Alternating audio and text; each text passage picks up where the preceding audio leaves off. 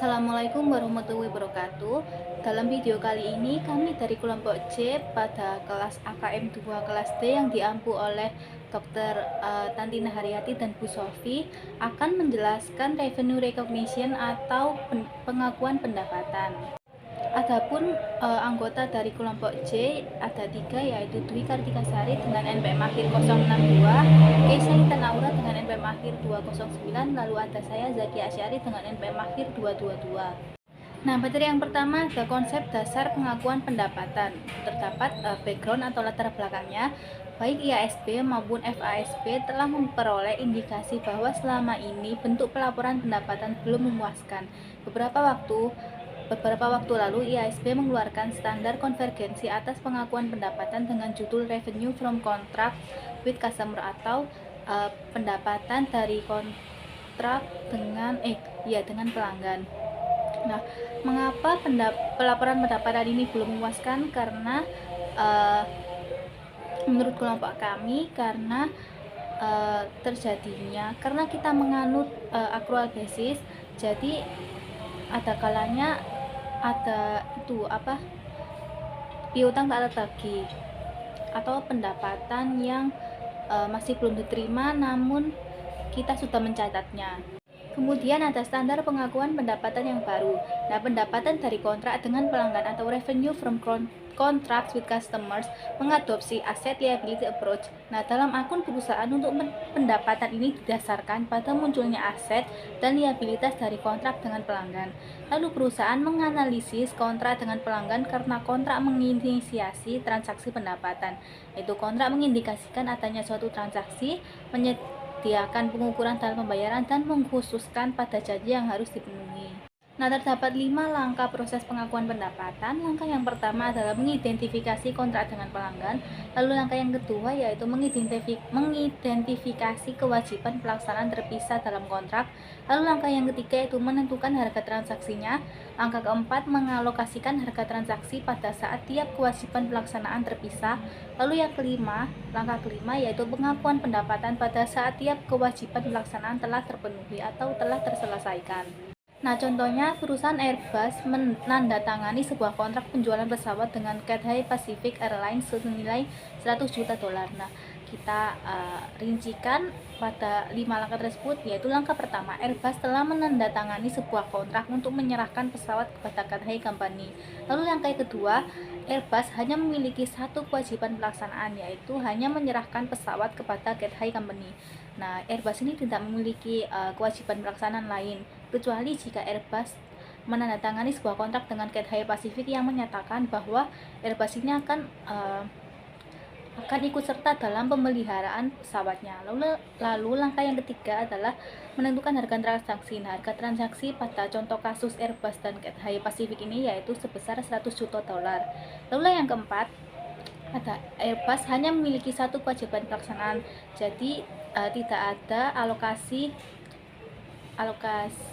Lalu yang kelima, Airbus mengakui pendapatan sebesar 100 juta dolar atas penjualan pesawat kepada Cathay Company pada saat terpenuhi kewajiban pelaksanaannya, yaitu menyerahkan pesawat kepada Cathay Company. Nah, pada slide berikutnya ini ada contoh rinci setiap 5 langkah tersebut. Nah, pada langkah yang pertama yaitu mengidentifikasi kontrak dengan pelanggan. Contohnya, Tyler Angler memesan secangkir kopi hitam seharga 3 dolar dari Bean. Tyler ini menyerahkan 3 dolar kepada barista Bean yang menuangkan kopi ke dalam sebuah cangkir dan menyerahkan kepadanya. Jadi berapa pendapatan yang harus diakui oleh Bean atas transaksi ini? Kita rinci pada langkah yang pertama, yaitu kontrak memiliki substansi komersial. Nah, Tyler ini memberi uang atas kopi yang diterimanya. Lalu syarat kedua yaitu para pihak telah menyetujui kontrak. Nah, Tyler setuju untuk membeli kopi dan Bean setuju untuk menjual kopi tersebut. Lalu syarat yang ketiga yaitu identifikasi hak para pihak telah terlaksana. Nah, Tyler ini memiliki hak atas kopi dan Bean memiliki hak untuk menerima uang sebesar 3 dolar. Lalu syarat yang keempat yaitu syarat pembayaran telah teridentifikasi. Nah, Tyler ini setuju untuk membayar sebesar 3 dolar tadi atas secangkir kopi yang telah diterimanya. Lalu yang kelima, atau kemungkinan besar atau probability kesepakatan akan diperoleh. Nah, Bin ini telah menerima uang sebesar $3 sebelum Bin menyerahkan kopi kepada Tyler. Nah, lalu kita lanjut ke langkah yang kedua, yaitu Bin memiliki sebuah kewajiban pelaksanaan, yaitu hanya menyediakan secangkir kopi untuk Tyler. Lalu langkah yang ketiga yaitu menentukan harga transaksi. Nah, harga transaksi pada kasus Tyler, Engler, dan Bin ini yaitu sebesar $3 atas penjualan kopi dan tidak ada diskon atau penyesuaian harga lainnya. Oleh karena itu, harga transaksinya hanyalah $3. Lalu langkah yang keempat, Bin hanya memiliki satu kewajiban pelaksanaan, maka tidak ada alokasi yang diperlukan. Lalu langkah yang kelima, Bin telah memenuhi kewajiban pelaksanaannya ketika Tyler mendapatkan kendali atau kontrol atas kopi. Nah, Bin ini harus mengakui $3 sebagai pendapatan yang berasal dari transaksi pada saat Tyler menerima kopi yang dijual oleh Bin tersebut. Nah, lalu contoh rinci pada langkah yang kedua yaitu mengidentifikasi kewajiban pelaksanaan terpisah dalam kontrak. Nah, contohnya, keesokan harinya Tyler memesan secangkir kopi lagi seharga $3 dan juga membeli 2 cupcakes dengan harga $5. Nah, barista ini memberikan dua produk tersebut yaitu kopi dan cupcakes kepada Taylor dan lalu Taylor membayar seharga $8. Nah, langkah yang pertama, kontrak telah sah berlaku apabila dengan 5 kondisi yaitu kondisi substansial dan lain sebagainya yang telah saya jelaskan tadi yang diperlukan agar kontrak dapat dilaksanakan seperti contoh sebelumnya. Lalu langkah yang kedua, Bin harus menentukan apakah penjualan kopi dan penjualan cupcakes ini merupakan satu atau dua kewajiban pelaksanaan. Nah, berbagai kewajiban pelaksanaan muncul ketika dua kondisi berikut terpenuhi, yaitu yang pertama, Bin menyediakan produk atau layanan yang berbeda, lalu yang kedua, produk Bin dipandang dapat dibedakan dalam kontrak apabila kewajiban pelaksanaan sangat bergantung atau berkaitan atau bahkan tidak saling berkaitan pada janji-janji lain dalam kontrak. Nah, oleh karena itu, setiap kewajiban pelaksanaan harus dipertanggungjawabkan secara terpisah. Nah, dapat disimpulkan pada kasus contoh rinci yang kedua ini, Bin memiliki dua kewajiban pelaksanaan, yaitu menyediakan kopi dan menyediakan cupcakes.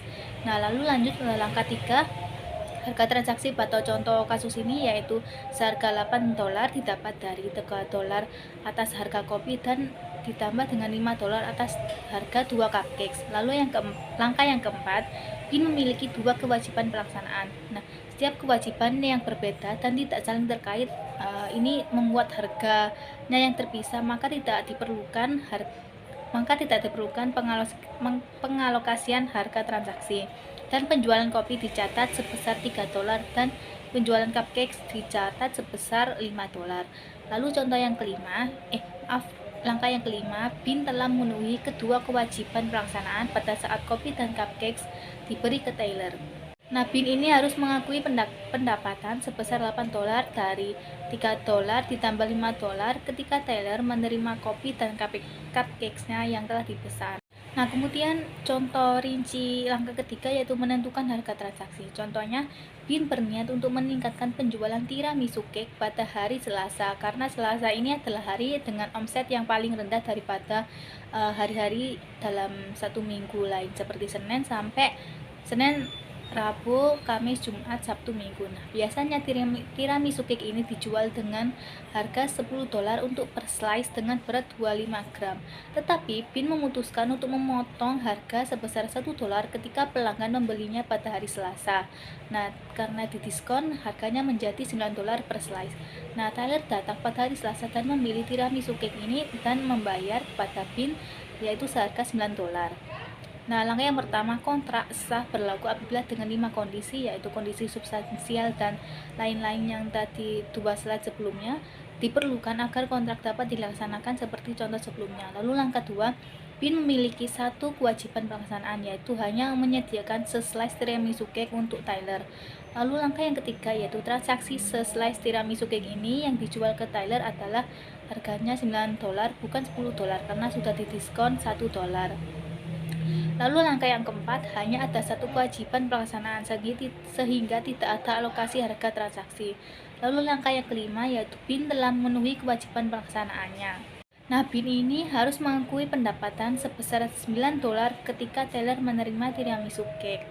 Lalu contoh rinci langkah keempat yaitu mengalokasikan harga transaksi pada saat tiap kewajiban pelaksanaan terpisah. Nah, Harga transaksi dialokasikan untuk berbagai kewajiban pelaksanaan yang berdasar atau didasari pada harga jual relatif berdiri sendiri atau relative selling price masing-masing produk. Nah, contohnya pada saat yang sama, BIN menawarkan diskon sebesar $2 untuk pembelian secangkir kopi ketika pelanggan membeli sekantong kacang hazelnut.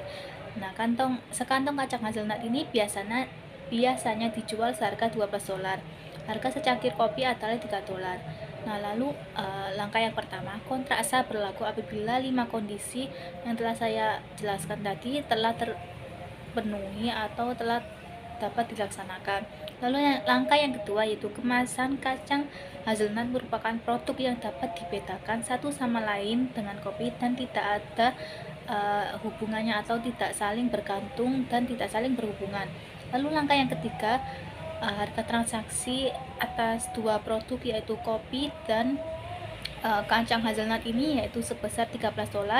Dari $10 ditambah $3. Nah, $10 ini didapat dari diskon $12 dikurangi $2 dan $3 ini adalah harga secangkir kopinya. Lalu langkah yang keempat, BIN mengalokasikan harga transaksi kepada dua kewajiban pelaksanaan tersebut berdasarkan relative standalone selling price sebagai berikut.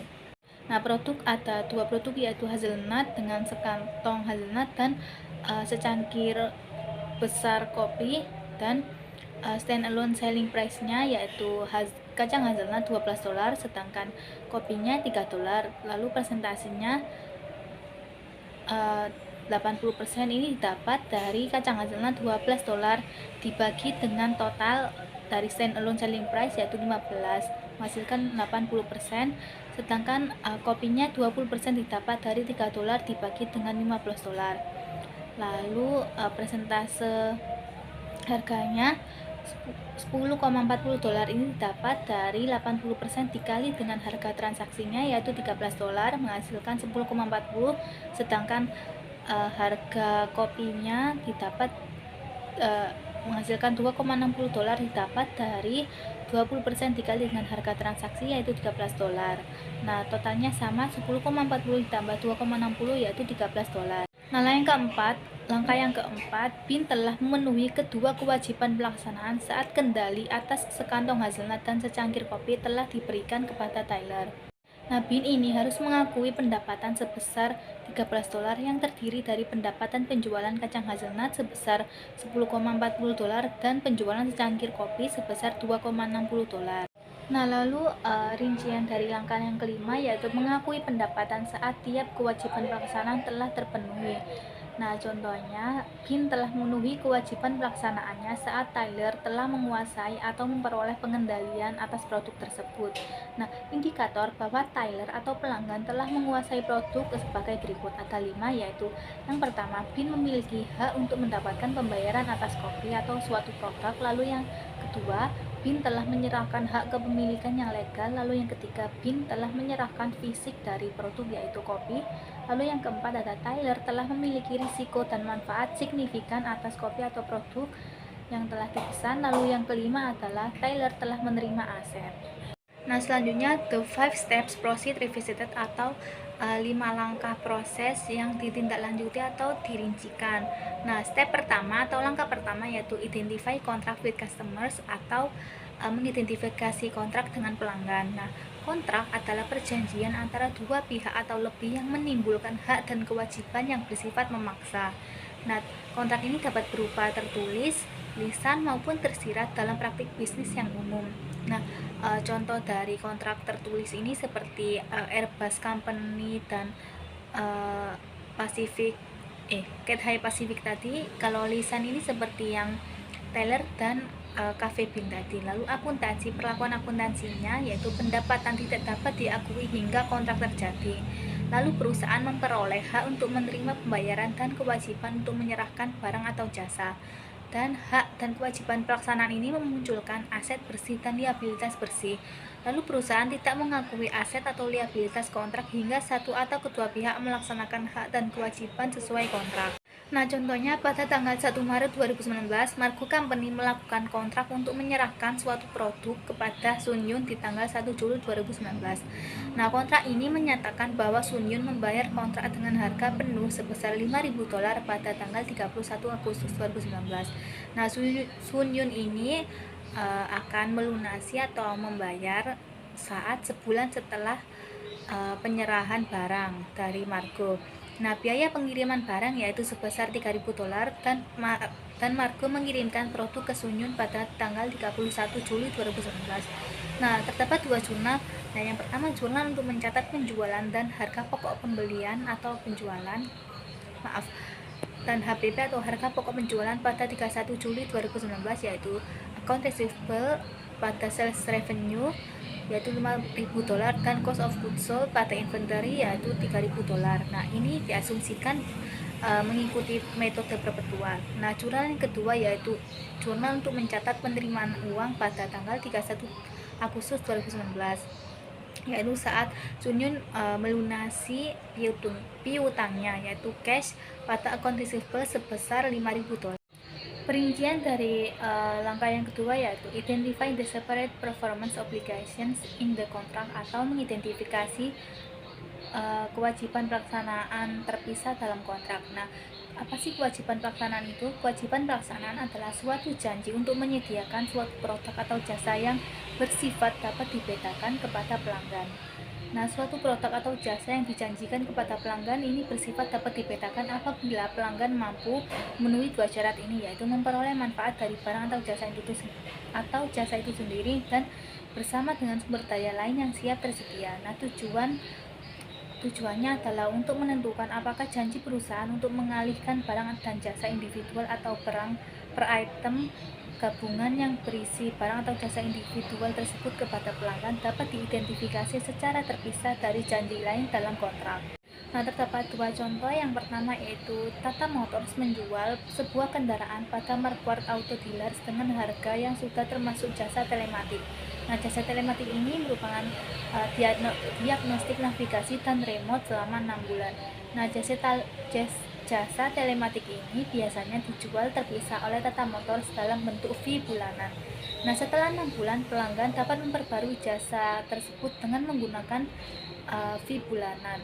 Nah, apakah Tata Motors ini menjual satu atau dua produk? Jawabannya adalah apabila melihat tujuan bisnis dari Tata Motors ini, maka penjualan ini disebut dengan penjualan dua jenis produk atau kewajiban pelaksanaan berganda, yaitu penjualan kendaraan dan penjualan jasa telematik. Nah, keduanya ini yaitu kendaraan dan jasa telematik ini bersifat dapat dibedakan atau dijual terpisah dan tidak saling mempengaruhi satu sama lain. Lalu contoh yang kedua yaitu Softtek Inc. menjual lisensi perangkat lunak hubungan pelanggan kepada Lopez Company seharga $600.000.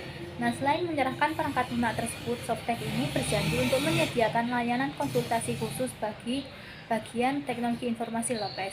Nah, Softtek ini menyediakan layanan yang signifikan yaitu menggabungkan barang dan jasa atau lisensi dan layanan konsultasi ke dalam satu item gabungan dalam kontrak dengan Lopez. Nah, kasus ini menggambarkan kewajiban pelaksanaan tunggal atau kewajiban terpisah. Jawabannya adalah lisensi dan layanan konsultasi adalah hal yang berbeda namun saling berkaitan atau ketergantungan. Nah, oleh karena itu dalam kasus ini harus diperlakukan sebagai kewajiban pelaksanaan tunggal.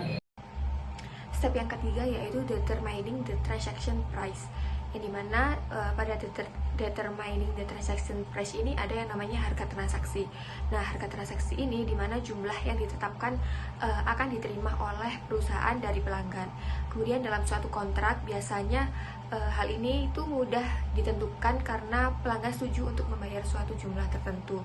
Lalu adanya kontrak lain dengan perusahaan yang harus mempertimbangkan beberapa hal. Yang pertama yaitu ketentuan variabel, kemudian yang kedua yaitu ada time value of money, kemudian yang ketiga ada ketentuan non tunai, dan yang keempat ada ketentuan pembayaran atau utang oleh pelanggan. Nah, ketentuan variabel sendiri itu harga yang bergantung pada kejadian di masa yang akan datang, yang dimana dapat meliputi peningkatan harga, penurunan volume, rabat, pemberian kredit, bonus kerja, atau royalti. Kemudian ada yang namanya perusahaan mengestimasi jumlah pendapatan untuk diakui. Nah, Di sini itu yang dimaksud yaitu nilai yang diharapkan itu atau jumlah bobot kemungkinannya dalam suatu rentang jumlah tertentu yang dimungkinkan. Kemudian ada yang namanya jumlah yang sangat pasti, di mana suatu jumlah tunggal yang paling mungkin dalam suatu rentang keluaran tertentu yang mungkin terjadi. Nah, selain yang aku sebutin tadi, di ketentuan variabel itu ada juga opsi yang dimana perusahaan mengalokasikan ketentuan variabel apabila hal ini diyakini sangat mungkin akan mendapatkan jumlah tersebut. Kemudian yang kedua, perusahaan mengakui ketentuan variabel hanya saat ketika mereka memiliki pengalaman dengan kontrak yang sama dan dapat digunakan untuk mengestimasi jumlah kumulatif dan pendapatan dan juga berdasarkan pengalaman. Nah, mereka tidak mengharapkan terjadinya penurunan pendapatan yang signifikan atas pendapatan yang telah diakui sebelumnya. Nah, apabila kriteria ini dipenuhi, maka pengakuan pendapatan dapat dipaksakan. Kemudian pada value of money, selain yang aku sebutin sebelumnya, itu ada juga yang namanya kontrak atau transaksi penjualan yang melibatkan komponen finansial yang signifikan. Nah, pada kontrak ini terdapat bunga akrual atas ketentuan yang dibayarkan melebihi batas waktu. Kemudian yang kedua ada nilai wajar ditentukan oleh pengukuran ketentuan yang diterima atau dengan mengurangi pembayaran yang menggunakan tingkat bunga input. Dan yang ketiga yaitu perusahaan melaporkan sebagai beban bunga atau pendapatan bunga. Nah, selanjutnya yaitu ada ketentuan non tunai. Nah, di non tunai ini itu meliputi barang, jasa atau ketentuan kas lainnya yang sifatnya itu tidak tunai gitu. Nah, pada ketentuan non tunai ini perusahaan kadang menerima kontribusi seperti donasi dan hadiah. Selain itu juga pelanggan kadang berkontribusi dalam bentuk barang atau jasa seperti peralatan atau tenaga kerja sebagai bagian dari ketentuan dalam penyediaan barang atau jasa. Kemudian ada secara umum itu perusahaan mengakui pendapatan berdasarkan basis nilai wajar yang diterima. Lalu ada yang namanya ketentuan pembayaran atau terutang kepada pelanggan, di mana ini tuh meliputi diskon, rabat volume, kupon, produk gratis atau jasa. Dan secara umum elemen ini mengurangi ketentuan yang diterima dan pendapatan yang diakui. Selanjutnya step keempat yaitu ada allocating the transaction price to smart performance obligation. Nah, pada step 4 ini yang dimana meliputi berdasarkan nilai wajar relatif. Kemudian untuk pengukurannya terbaik dari nilai wajar adalah apa yang perusahaan dapat dijual dari barang atau jasa bila menggunakan basis terpisah atau stand-alone basis. Kemudian apabila tidak tersedia, perusahaan harus menggunakan estimasi terbaik mereka atas barang atau jasa yang dijual menggunakan unit terpisah atau stand-alone unit. Nah, di sini terdapat tabel tentang allocation approach dan pengimplementasiannya, bisa dilihat sendiri. Nah, step yang kelima yaitu ada recognizing revenue when or as each performance obligation is satisfied, yang dimana perusahaan memenuhi kewajiban kinerja pada saat pelanggan telah mendapatkan kendali atas barang atau jasa tersebut. Nah, perubahan dalam indikator kendali ini terdapat 5 yang memengaruhi, yaitu yang pertama, perusahaan memiliki hak untuk menerima pembayaran atas aset yang diserahkan. Kemudian yang kedua, perusahaan telah menyerahkan hak legal atas aset. Kemudian yang ketiga yaitu perusahaan telah menyerahkan kepemilikan fisik aset. Yang keempat yaitu pelanggan telah menerima risiko dan hak kepemilikannya. Kemudian yang terakhir yaitu pelanggan telah menerima aset. Nah, pengakuan pendapatan dari kewajiban kinerja ini yang melampaui waktu itu dapat mengukur progres melalui penyelesaiannya, di mana dapat menggunakan metode untuk mengukur progres harus menggambarkan penyerahan kendali dari perusahaan kepada pelanggan. Kemudian yang paling umum itu adalah cost to cost dan unit of delivery methods. Kemudian tujuan dari metode ini itu adalah untuk mengukur tingkat progres atau kemajuan dalam hal biaya, unit atau nilai yang ditambahkan. Nah, pada step 5 ini terdapat 5 langkah dalam proses pengidentifikasiannya. Yang pertama yaitu mengidentifikasi kontrak dengan pelanggan, di mana kontrak sendiri adalah sebuah perjanjian yang menghasilkan hak dan kewajiban yang dapat dipaksakan. Nah, untuk pengimplementasiannya itu suatu perusahaan dapat menerapkan panduan pendapatan untuk kontrak. Kemudian langkah yang kedua yaitu mengidentifikasi kewajiban kinerja terpisah dalam kontrak, di mana suatu kewajiban kinerja adalah sebuah janji dalam suatu kontrak untuk menyediakan produk atau jasa kepada pelanggan. Kewajiban kinerja ini muncul apabila pelanggan mendapatkan manfaat dari barang atau jasa tersebut atau bersama-sama dengan sumber daya yang tersedia lainnya. Nah, untuk implementasiannya, yaitu suatu kontrak dapat berisikan kewajiban kinerja berganda. Akuntansi didasarkan pada pengevaluasian apakah produk atau jasa berbeda di dalam kontrak. Nah, apabila tiap barang atau jasa berbeda tetapi bersifat saling ketergantungan dan berkaitan, maka barang dan jasa ini adalah gabungan dan dilaporkan sebagai satu kewajiban kinerja.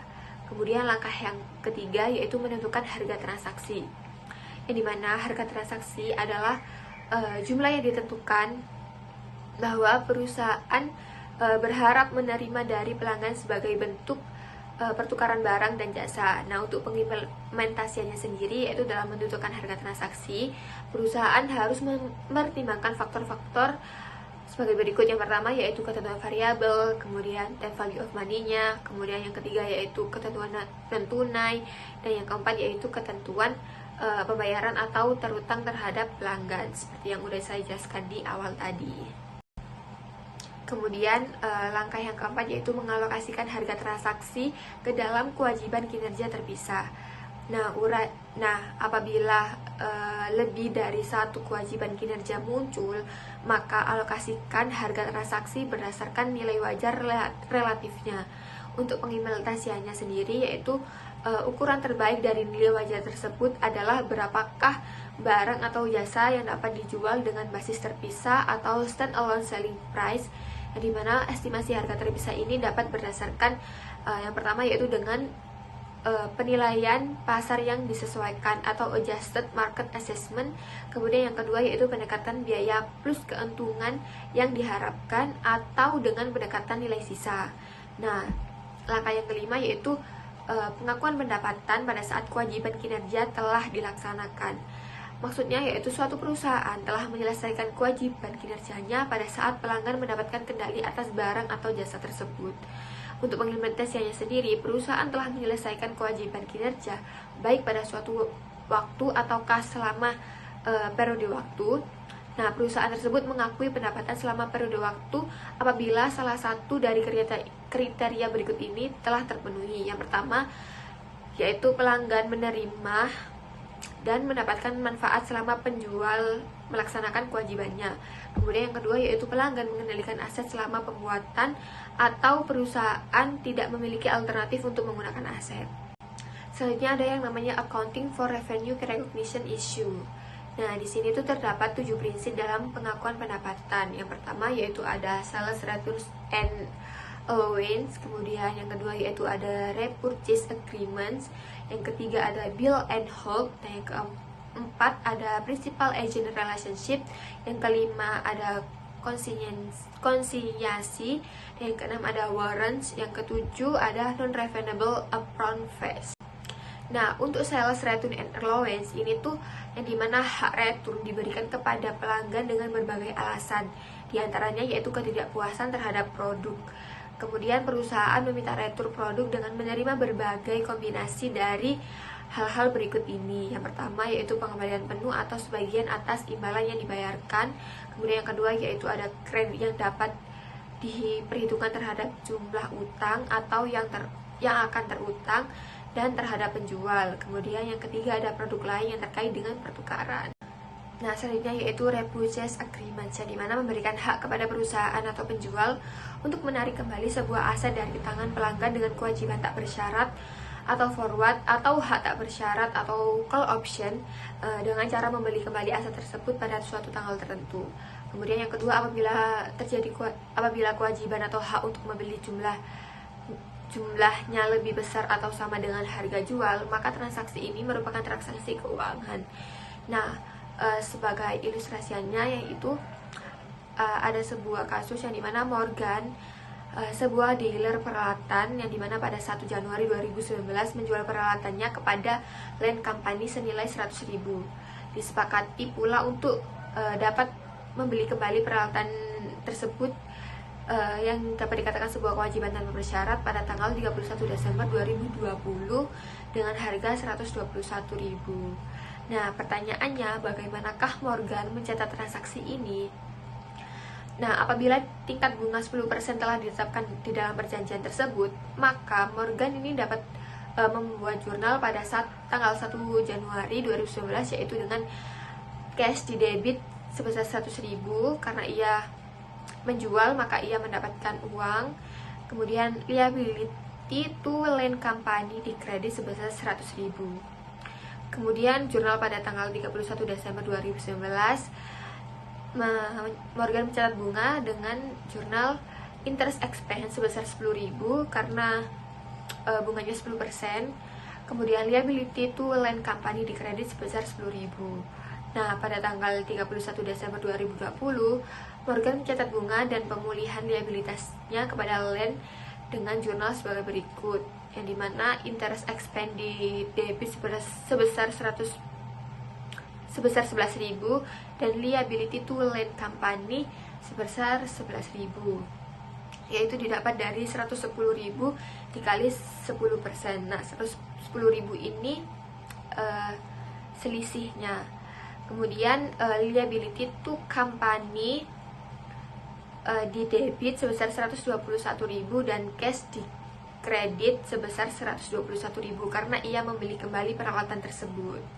Kemudian bill and hold agreements, yang dimana kontrak ini dimana entitas membuat tagihan kepada pelanggan atas suatu produk tetapi kemudian entitas menahan kepemilikan fisik atas produk tersebut dalam kurun waktu tertentu. Nah, hal ini dapat terjadi apabila pembeli belum siap untuk menerima produk tetapi tetap ingin mengambil hak milik atas produk tersebut dan bersedia menerima tagihan. Nah, untuk ilustrasinya yaitu di sini ada contoh pada tanggal 1 Maret 2019 Butler menjual tungku seharga 450.000 yang dimana kos atau biayanya itu sebesar 280.000 kepada kedai kopi lokal Baristo yang sedang mengembangkan usahanya di dalam kota. Sesuai perjanjian, Baristo meminta Butler untuk menyimpan tungku tersebut hingga kedai kopi yang baru telah dioperasikan. Nah, hak milik tungku berpindah kepada Baristo sejak perjanjian ditandatangani. Pertanyaannya, kapankah Butler harus mengakui pendapatan yang berasal dari perjanjian bill and hold ini? Nah, Butler menetapkan bahwa ia akan mengakui pendapatannya pada saat ia telah memenuhi kewajiban pelaksanaannya, yaitu pada saat Baristo telah memperoleh kendali atas produk. Kemudian bagi Baristo untuk mendapatkan kendali atas produk berdasarkan perjanjian bill and hold ini, maka seluruh kriteria berikut ini tuh harus dipenuhi. Yang pertama yaitu Baristo yang dimana alasan perjanjian bill and hold ini harus bersifat substansif. Kemudian yang kedua yaitu produk harus diidentifikasi secara terpisah sebagai milik Baristo. Kemudian yang ketiga yaitu produk harus telah siap secara fisik pada saat untuk dikirimkan kepada Baristo. Kemudian yang keempat yaitu Butler tidak boleh menggunakan produk tersebut atau menyerahkannya kepada pihak lain. Nah, pada contoh ini diketahui bahwa semua kriteria telah terpenuhi. Oleh karena itu, pengakuan pendapatan harus dilakukan pada saat kontrak ditandatangani. Kemudian pada tanggal 1 Maret 2019 ini Butler dapat membuat jurnal untuk mencatat penjualan bill and hold dan harga pokok terkaitnya, yang dimana account receivable sebesar 450.000 di debit dan sales revenue sebesar 450.000 di kredit. Kemudian cost of goods sold sebesar 280.000 di debit dan inventory sebesar 280.000 di kredit. Saya akan menjelaskan tentang principal agent relationship atau hubungan prinsipal agen. Nah, dalam hubungan prinsipal agen ini, kewajiban kinerja prinsipal adalah menyediakan barang atau memberikan layanan bagi pelanggan. Kewajiban kinerja agen adalah mengatur agar prinsipal menyediakan barang atau layanan tersebut kepada pelanggan. Selanjutnya yaitu konsinyasi. Nah, hubungan prinsipal agen yang telah saya jelaskan tadi itu yang umum melibatkan konsinyasi. Jadi di konsinyasi ini pengirim atau produsen atau grosir mengirimkan barang dagangan kepada penerima atau pedagang yang akan bertindak sebagai agen bagi pengirim dalam menjual barang dagangan. Baik pengirim maupun penerima berkepentingan untuk menjual Nah, pengirim itu untuk mendapatkan keuntungan atau mengembangkan pasar, sedangkan penerima untuk mendapatkan komisi atas penjualan. Jadi konsinyasi ini semacam sebuah produsen itu menitipkan barangnya untuk dijual kepada agen atau penerima barang tersebut. Nah, nanti si penjual dari barang grosiran ini tadi kemudian menerima komisi atas penjualan barang-barang tadi. Nah, di sini ada contoh, misalkan Nelba Manufacturing ini mengirimkan barang dagangan seharga 36.000 euro secara konsinyasi ke Best Value Stores. Jadi Nelba ini menitipkan atau menjualkan barangnya melalui Best Value Stores. Nelba membayar biaya pengiriman sebesar 3.750 dan Best Value membayar 2.250 untuk biaya iklan lokal yang dapat diganti oleh Nelba. Pada akhir periode tersebut, Best Value telah menjual 2/3 barang dagangan konsinyasi tersebut seharga 40.000 tunai. Best Value memberi tahu Nelba tentang penjualan tersebut, menahan komisi sebesar 10% dan mengirimkan uang tunai yang harus dibayarkan kepada Nelba. Nah, jurnalnya untuk Nelba MFG selaku konsignor atau produsen dari barang tersebut, yaitu inventory konsinyasi di debit 36.000 karena tadi kan barang dagangannya seharga 36.000 pada finish good inventory sebanyak 36.000. Nah, sedangkan Best Value Stores selaku penyalur itu masih belum ada jurnal entry-nya. Nah, kemudian pada saat pembayaran biaya pengiriman oleh konsignor atau produsen tadi. Nah, Nelba selaku produsen yang menitipkan barangnya untuk dijual kepada Best Value Stores menginput jurnalnya yaitu inventory consignment sebanyak 3.750 karena biaya pengirimannya tadi 3.750 pada cash di kredit 3.750. Sedangkan Best Value Stores ini masih belum ada entry-nya. Lalu ketika pembayaran iklan oleh Best Value Stores selaku penyalur barang dari Nelba tadi, nah Nelba ini tidak memiliki jurnal entry. Nah, kemudian yang Best Value Stores selaku penyalur barang yang telah membayar 2.250 untuk biaya iklan lokal itu jurnalnya yaitu piutang dari pemasok sebanyak 2.250 pada cash di kredit 2.250.000. Kenapa ini akunnya yaitu piutang? Karena nantinya biaya advertising ini atau biaya iklan ini nantinya bakal diganti oleh Nelba selaku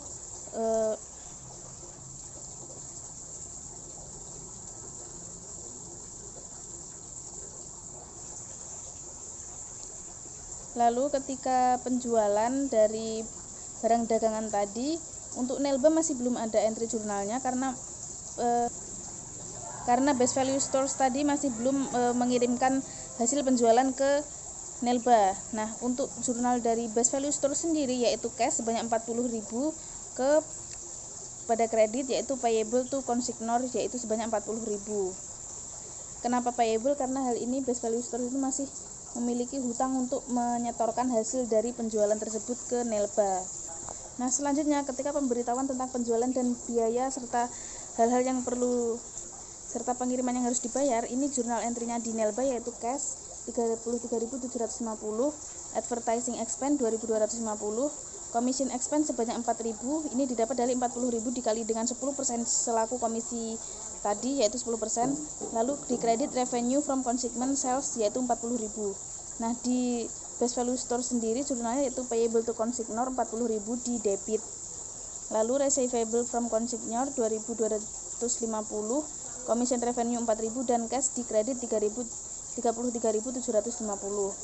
Nah, untuk penyesuaiannya yaitu cost of goods sold 26.500, inventory 26.500. Untuk Best Value Store sendiri tidak ada jurnal entry-nya. Selanjutnya yaitu warranties atau garansi. Ada dua jenis garansi untuk pelanggan yaitu satu, produk memenuhi spesifikasi yang disepakati dalam kontrak pada saat produk dijual.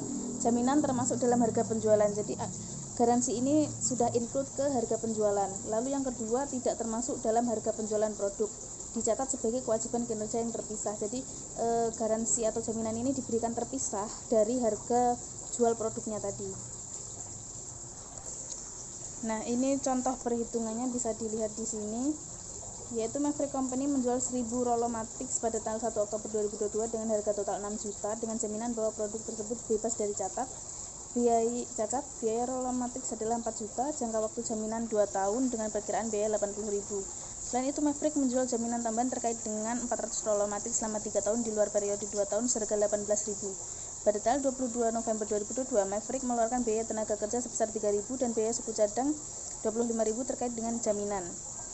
Maverick menyiapkan laporan keuangan.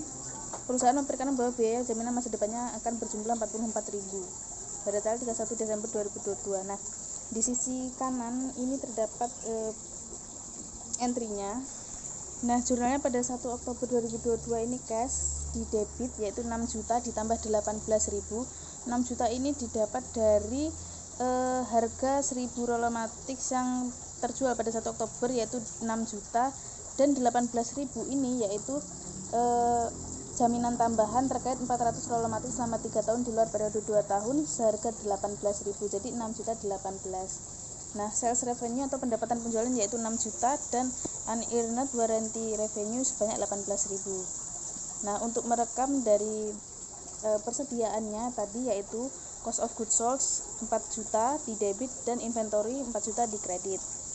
Nah, untuk pencatatan pada November tanggal 22 2022 yaitu warranty expense 28.000 dengan rincian yaitu di kredit salaries and wages payable 3.000, inventory 25.000. Ini terkait biaya suku cadang tadi yang telah terdapat di soal. Lalu untuk merekam pada tanggal 31 Desember 2022, warranty expense sebanyak 44.000 dan warranty liability sebanyak 44.000. Selanjutnya yaitu biaya awal yang tidak dapat dikembalikan, non-refundable upfront fees.